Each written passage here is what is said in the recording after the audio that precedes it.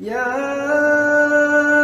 ایھا الذین آمنوا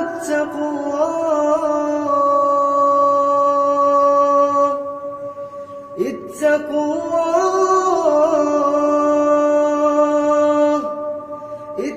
اللہ ولتنظر نفس ما قدمت لغد واتقوا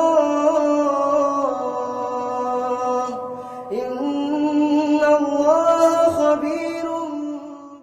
السلام علیکم ورحمۃ اللہ وبرکاتہ. نحمده ونصلی علی رسولہ الکریم. اما بعد فاعوذ باللہ من الشیطان الرجیم. بسم اللہ الرحمن الرحیم. رب اشرح لی صدری ویسر لی امری واحلل عقدۃ من لسانی یفقہوا قولی. سورۃ النساء آیت نمبر 157. وقولهم إنا قتلنا المسيح عيسى ابن مريم رسول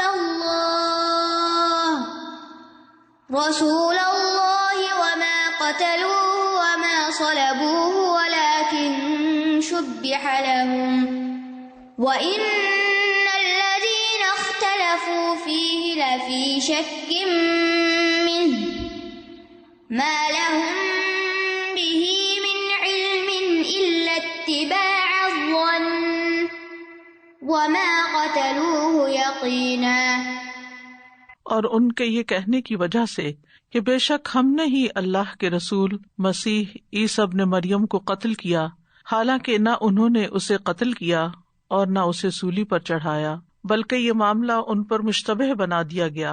اور بے شک جنہوں نے اس میں اختلاف کیا ہے یقیناً وہ اس کے بارے میں شک میں پڑے ہوئے ہیں، انہیں اس کے بارے میں کوئی علم نہیں سوائے گمان کی پیروی کرنے کے، اور انہوں نے اسے یقینی طور پر قتل نہیں کیا.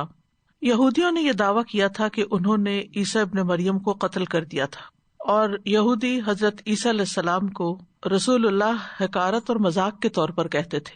تو اللہ سبحانہ تعالیٰ نے ان کے اس دعویٰ کی تردید کی اور کہا کہ انہوں نے عیسیٰ کو نہ قتل کیا اور نہ پھانسی دی بلکہ وہ شبہ میں ڈال دیے گئے.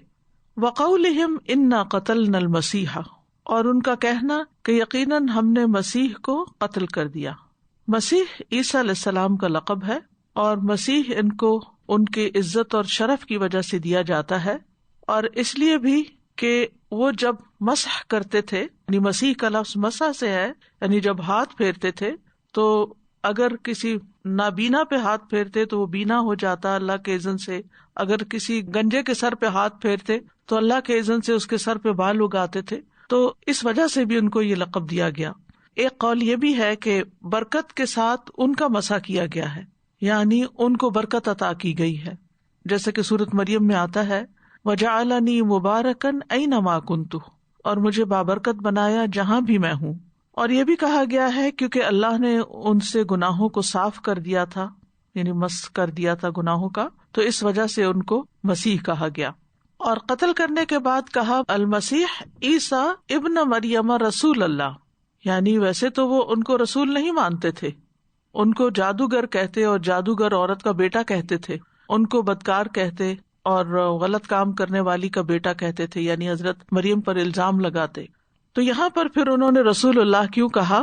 ایک معنی یہ کیا گیا ہے کہ بطور استہزاء اور مذاق اڑانے کے طور پر، اور دوسرا یہ بھی کہا گیا کہ یہ اللہ تعالیٰ کا قول ہے، یعنی اللہ سبحانہ تعالیٰ نے ان کے قبیح فعل کے مقابلے میں عیسیٰ علیہ السلام کا مقام بلند کر دیا اور اس مقام کو بیان بھی یہاں پر کیا.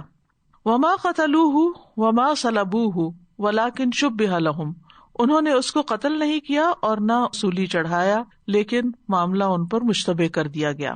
وما صلبوہ، یعنی انہوں نے عیسیٰ علیہ السلام کو سولی پر نہیں چڑھایا، عیسیٰ علیہ السلام تو اوپر اٹھا لیے گئے تھے. ولکن شبہ لہم، کسی اور پر تشبیہ ڈال دی گئی تھی، یعنی وہ عیسیٰ علیہ السلام جیسے نظر آتے تھے. تو ایک قول یہ ہے کہ یہ مشابہت اسی شخص پر ڈالی گئی جس نے یہودیوں کو عیسیٰ علیہ السلام کے بارے میں اطلاع دی تھی، کیونکہ یہود جو تھے وہ عیسیٰ علیہ السلام کے بارے میں کھود کرید کر رہے تھے کہ وہ کہاں پر ہیں تاکہ انہیں قتل کیا جا سکے. تو عیسیٰ علیہ السلام اور ان کی والدہ یہودیوں سے اپنی جان کا خطرہ محسوس کرتے ہوئے زمین میں مسلسل سیاحت اور سفر کرتے رہتے تھے. تو ان کو بتایا گیا کہ عیسیٰ علیہ السلام فلاں گھر میں ہیں، تو انہوں نے عیسیٰ علیہ السلام کو قتل کرنے کے لیے وہاں پر ایک گروہ بھیجا. تو جس نے یہ خبر دی تھی وہ عیسیٰ علیہ السلام کے قریبی لوگوں میں سے ہی ایک تھا.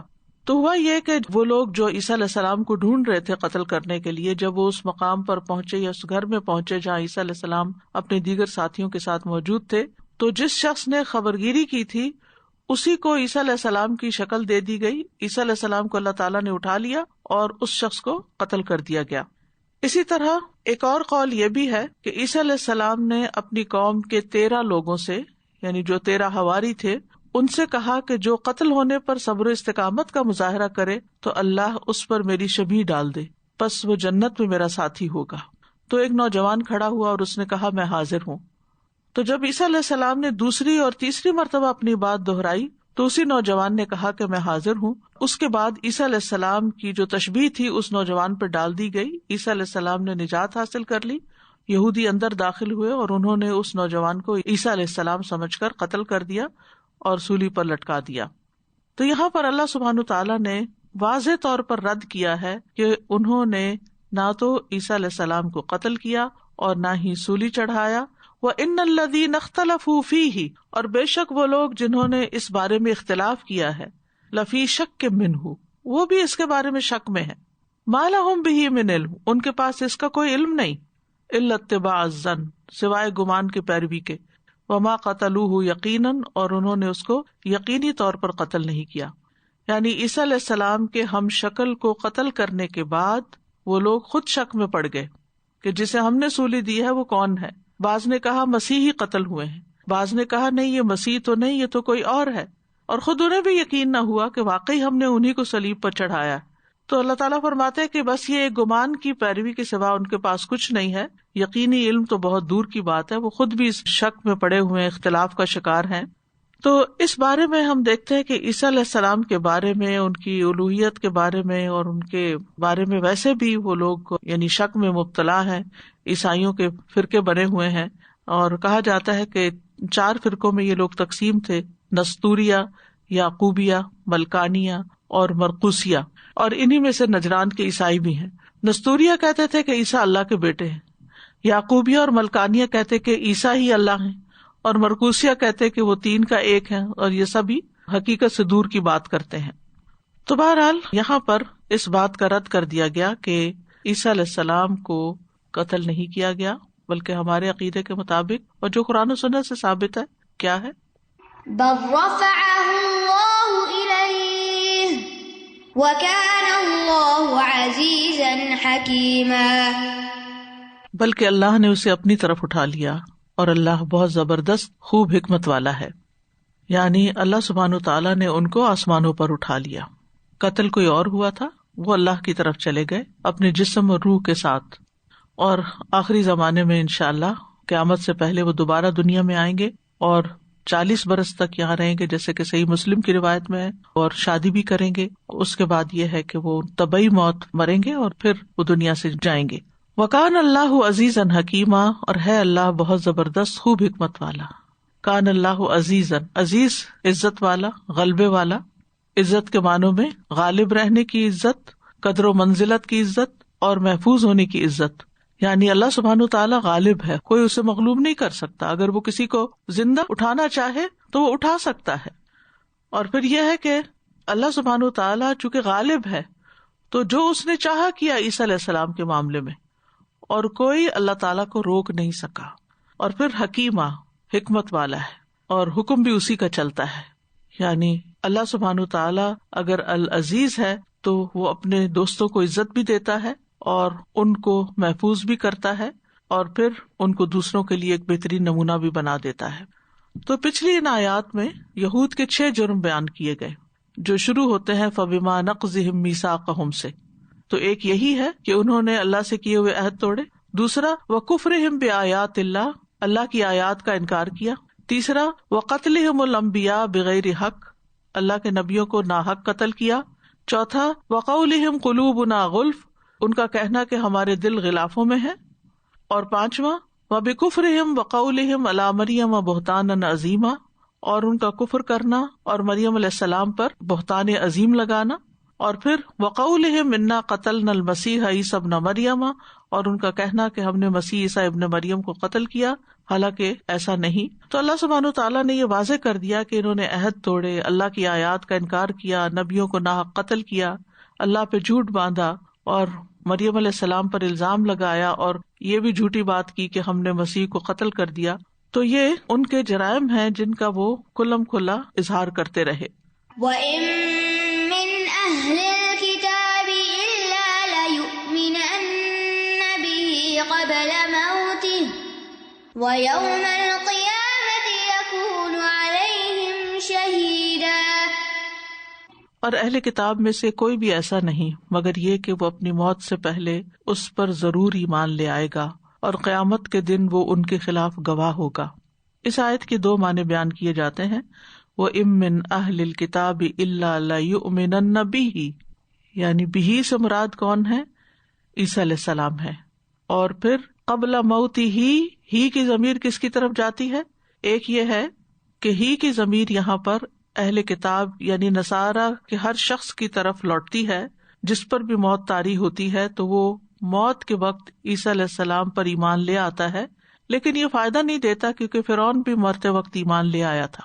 یعنی ایک معنی کیا ہے کہ اہل کتاب میں سے کوئی بھی ایسا نہیں کہ وہ اپنے مرنے سے پہلے عیسیٰ علیہ السلام پر ایمان نہ لے آئے، وہ ضرور ایمان لائے گا، جیسے فرعون اللہ تعالیٰ پر ایمان لے آیا مرتے وقت۔ دوسرا معنی یہ کیا گیا ہے کہ عیسیٰ علیہ السلام جب دوبارہ دنیا میں آئیں گے تو جتنے بھی اہل کتاب ہوں گے وہ سارے ان پر ایمان لے آئیں گے، یعنی آسمان سے جب نزول فرمائیں گے تو اہل کتاب میں سے ہر ایک عیسیٰ علیہ السلام پر ایمان لے آئے گا، اور دونوں ایمانیں جو ہیں وہ درست ہیں اور ان میں کوئی آپس میں تناقض نہیں ہے، کنٹراڈکشن نہیں ہے، کیونکہ دونوں ہی باتیں ممکن ہیں۔ اور ویسے بھی یہ کہ ضمیر عیسیٰ علیہ السلام کی طرف لوٹ رہی ہے کیونکہ عیسیٰ علیہ السلام آخری زمانے میں نزول فرمائیں گے اور صلیب توڑ دیں گے، خنزیر کو قتل کریں گے اور اسلام کے سوا کوئی چیز قبول نہیں کریں گے، یہاں تک کہ جزیہ بھی قبول نہیں کریں گے۔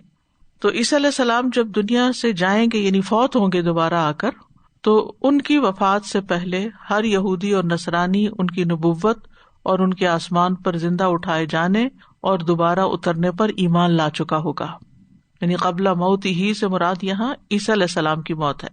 اور ہم جانتے ہیں کہ عیسیٰ علیہ السلام قیامت سے پہلے نزول فرمائیں گے، اس کے بارے میں صحیح مسلم میں روایت ہے، رسول اللہ صلی اللہ علیہ وسلم نے فرمایا، اللہ عیسیٰ ابن مریم کو بھیجے گا، پس وہ سفید مینار پر دمشق کے مشرق کی جانب اتریں گے، وہ زرد کپڑے پہنے ہوئے اپنے دونوں ہاتھ فرشتوں کے بازو پر رکھے ہوئے ہوں گے۔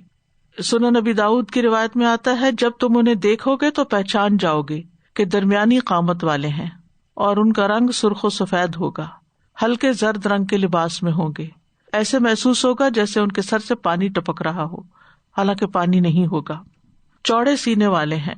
ابن عمر کہتے ہیں، نبی صلی اللہ علیہ وسلم نے فرمایا، میں نے شب معراج عیسیٰ، موسیٰ اور ابراہیم علیہ السلام کو دیکھا، پس عیسیٰ علیہ السلام سرخ رنگ، گٹھے بدن والے اور چوڑے سینے والے ہیں، اور موسیٰ علیہ السلام گندمی رنگ کے، دراز قد، سیدھے بالوں والے ہیں، گویا قبیلہ الزت کے لوگوں میں سے ہیں۔ تو یہ نبی صلی اللہ علیہ وسلم نے ان کی پہچان دی، جب وہ دنیا میں آئیں گے لوگ ان کو پہچان لیں گے، ان پہ ایمان لے آئیں گے، پھر وہ فوت ہوں گے تو ان کے فوت ہونے سے پہلے سبھی ایمان لے آئیں گے، مسلمان تو ایمان لا چکے ہوں گے لیکن باقی لوگ بھی ان پر ایمان لے آئیں گے۔ عیسیٰ علیہ السلام ہی دجال کو بھی قتل کریں گے، اور عیسیٰ علیہ السلام کے آنے کے بعد تمام ادیان ختم ہو جائیں گے، ہر طرف سب لوگ مسلمان ہو جائیں گے۔ وَيَوْمَ الْقِيَامَةِ يَكُونُ عَلَيْهِمْ شَهِيدًا، اور قیامت کے دن وہ ان پر گواہ ہوں گے، یعنی قیامت کے دن عیسیٰ علیہ السلام کی بھی گواہی ہوگی، جس کا تفصیل سے ذکر سورۃ المائدہ میں آتا ہے، آیت نمبر 116 اور 117 میں۔ اور جب اللہ کہے گا، اے عیسیٰ ابن مریم، کیا تو نے لوگوں سے کہا تھا کہ مجھے اور میری ماں کو اللہ کے سوا دو معبود بنا لو؟ تو وہ کہے گا، تو پاک ہے، یعنی اللہ تعالیٰ تو پاک ہے، میرے لیے جائز ہی نہیں کہ میں وہ بات کہوں جس کا مجھے کوئی حق نہیں، اگر میں نے یہ بات کہی تھی تو یقیناً تو نے اسے جان لیا، تو جانتا ہے جو میرے نفس میں ہے اور میں نہیں جانتا جو تیرے نفس میں ہے، یقیناً تو ہی سب چھپی باتوں کو خوب جاننے والا ہے۔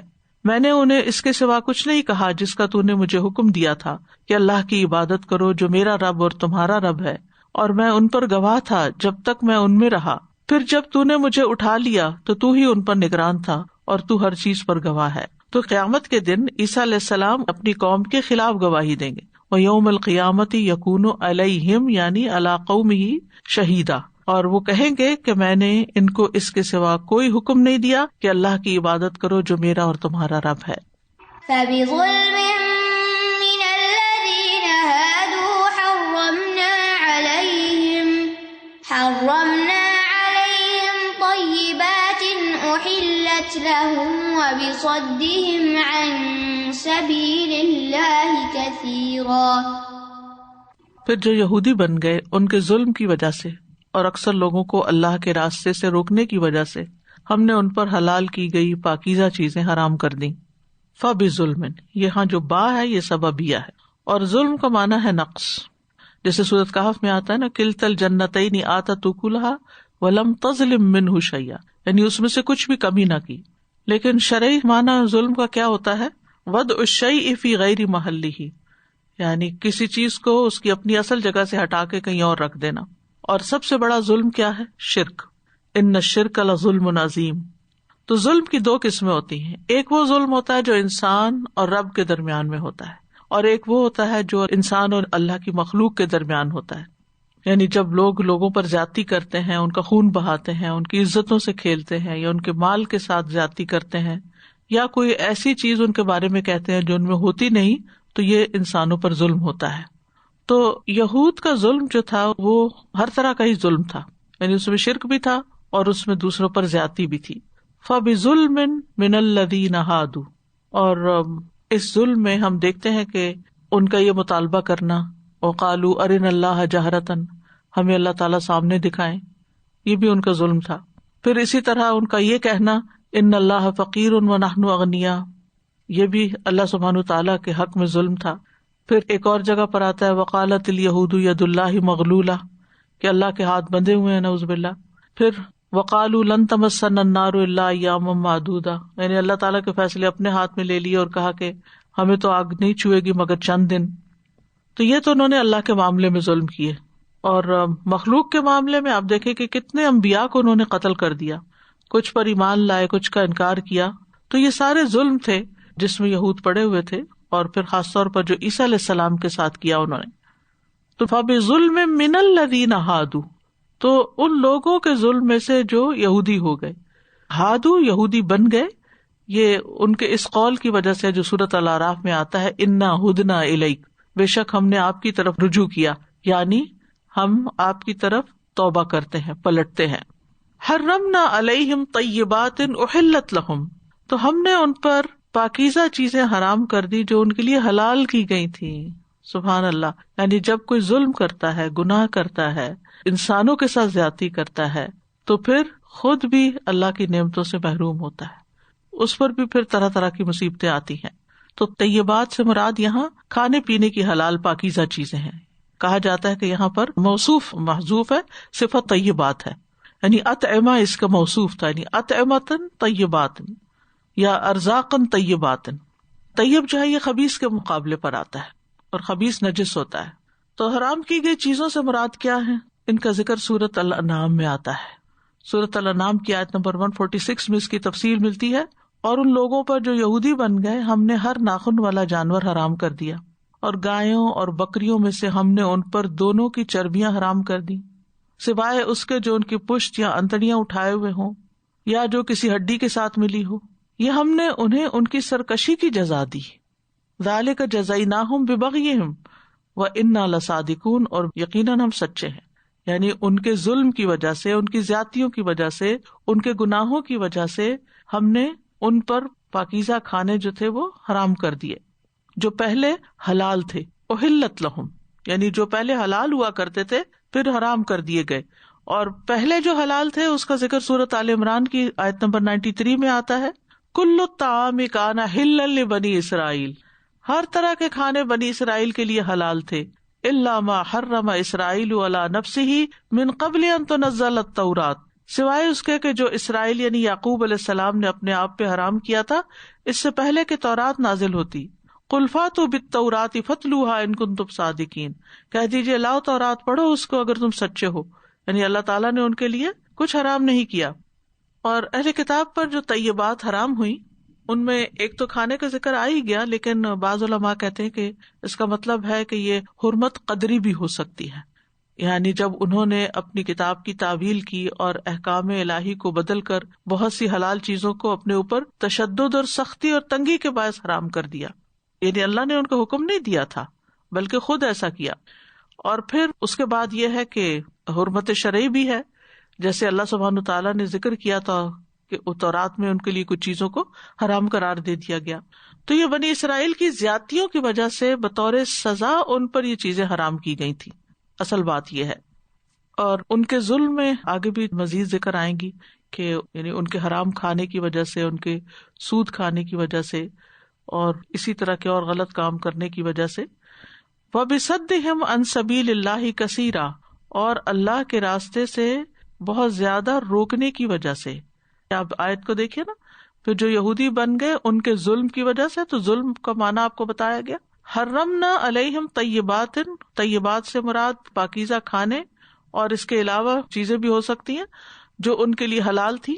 وبصدہم عن سبیل اللہ کثیرا، اور بظلم وبصدہم، ان کے ظلم اور ان کے اللہ کے راستے سے روکنے کی وجہ سے یہ سب ان کے ساتھ ہوا. یعنی دوسرا بڑا جرم ان کا کیا تھا کہ انہوں نے اللہ کے دین اور شریعت سے لوگوں کو روکا. اللہ کا راستہ کون سا ہوتا ہے؟ اللہ کے دین کا راستہ، جس پر تمام انبیاء چلے اور جس کی طرف انبیاء نے دعوت دی. جیسے سورۃ یوسف میں آتا ہے قل ھذہ سبیلی ادعو الی اللہ، کہہ دیجیے یہ میرا راستہ، میں اللہ کی طرف بلاتا ہوں. علی بصیرۃ، پوری بصیرت کے ساتھ. ومن اتبعنی، اور جنہوں نے میری پیروی کی وہ بھی اسی راستے پر ہے. پھر اسی طرح یہ ہے کہ سبیل اللہ سے مراد اللہ کی شریعت بھی ہے جو اللہ تعالیٰ نے لوگوں کے لیے مقرر کی ہے، جو احکام مقرر کیے ہیں. اور صد کا لفظ جو ہے سدا یسدو سے بھی ہے اور سدا یسدو سے بھی، لازم بھی ہوتا ہے متعدی بھی ہوتا ہے. لازم کا مطلب کیا ہے کہ خود اللہ کے راستے سے رکے رہے، اور متعدی کیا ہے کہ دوسروں کو بھی روکا.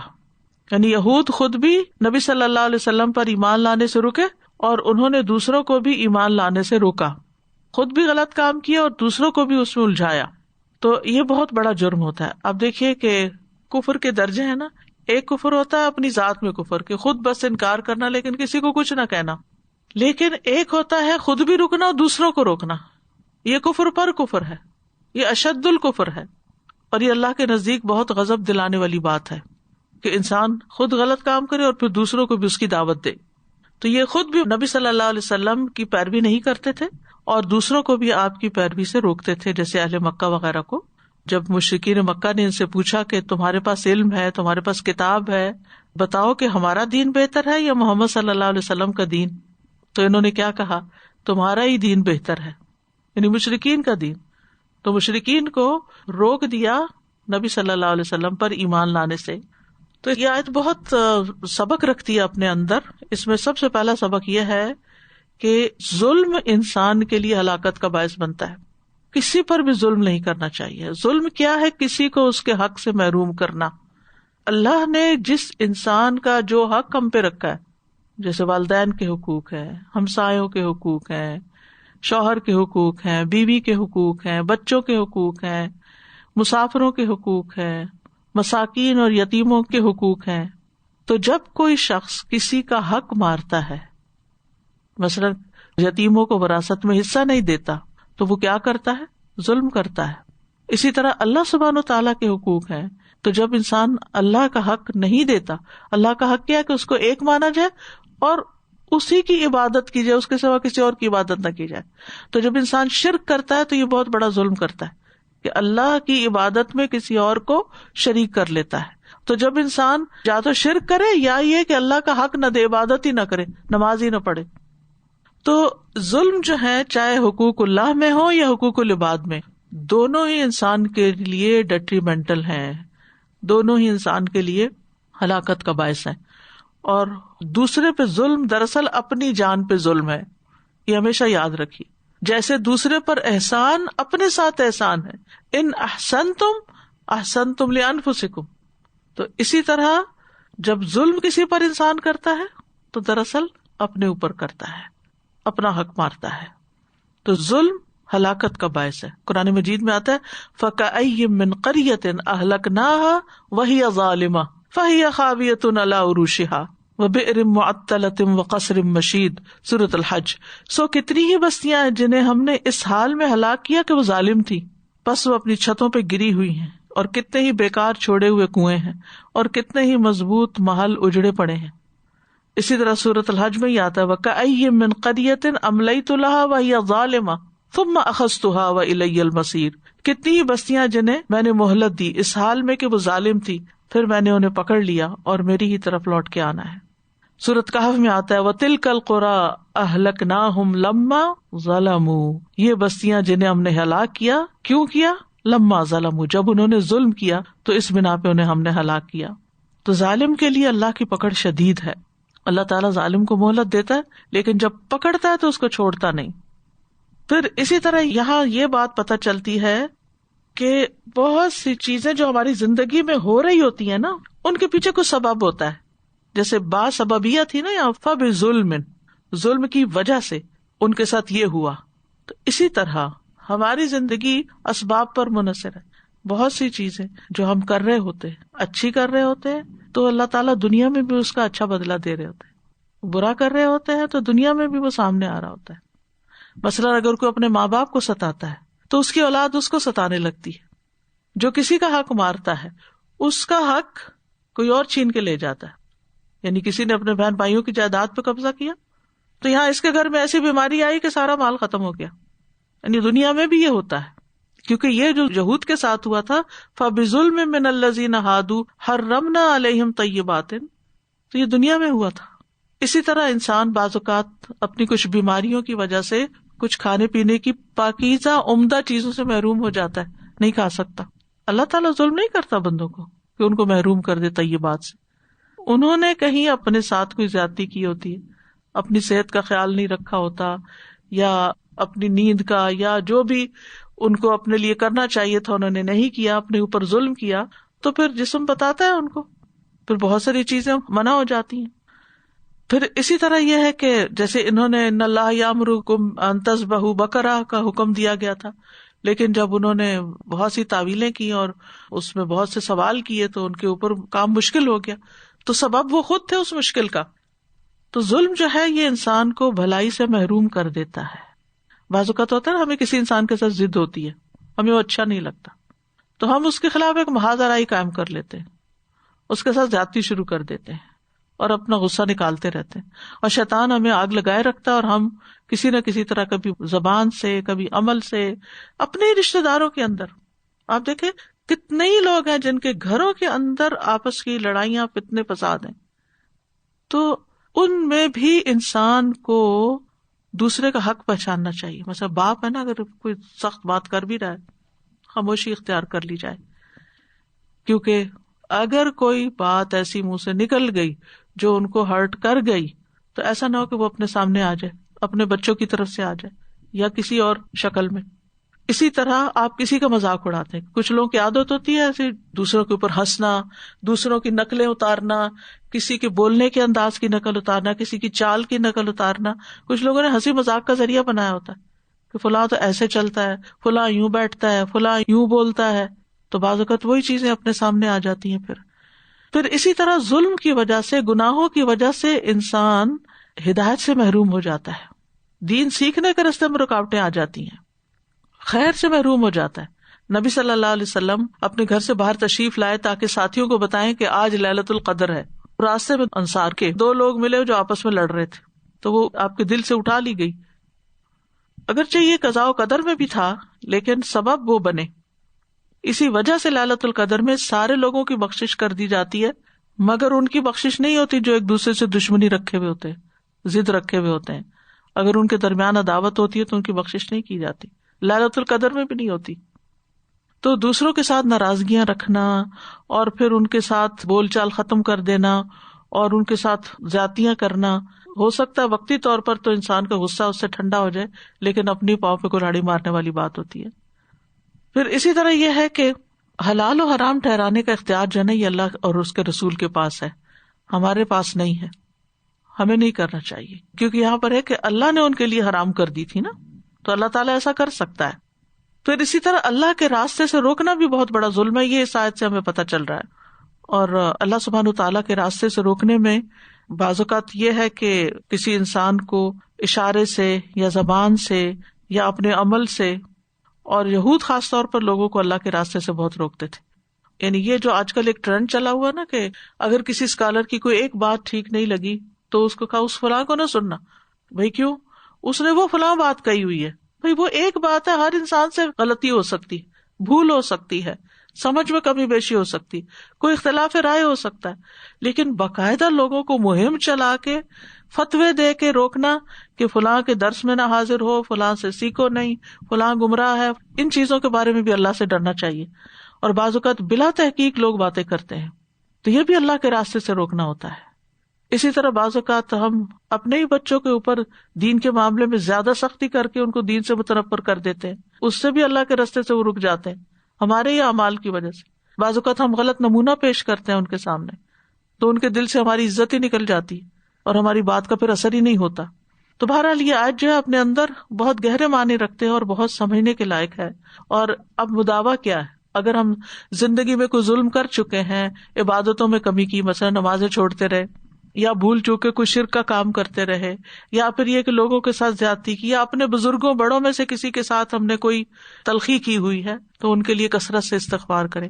ماں باپ کے ساتھ نافرمانی کی ہوئی ہے، ان کے آگے اونچا بولے ہوئے ہیں، ان کا دل دکھایا ہوا ہے، کہیں ان کی آہ لگی ہوئی ہے، تو اللہ سے خوب استغفار کریں، ان سے بھی معافی مانگے، ان کی طرف سے صدقہ کریں اگر وہ فوت ہو چکے ہیں، اور کھل کے کہے یا اللہ انہوں نے جو مجھ پہ زیادتی کی میں نے ان کو معاف کیا، تو بھی ان کو معاف کر دے. یہ دعا کبھی کبھی ضرور ویسے ہی جنرلی بھی مانگا کرے کہ یا اللہ کسی نے بھی زندگی میں مجھ پہ کوئی زیادتی کی، میں نے سب کو معاف کیا، یا اللہ تو مجھے معاف کر دے، اور میرے گناہوں کی وجہ سے دنیا میں میرے اوپر جو بھی کوئی آزمائش ہے وہ مجھ سے دور کر دے.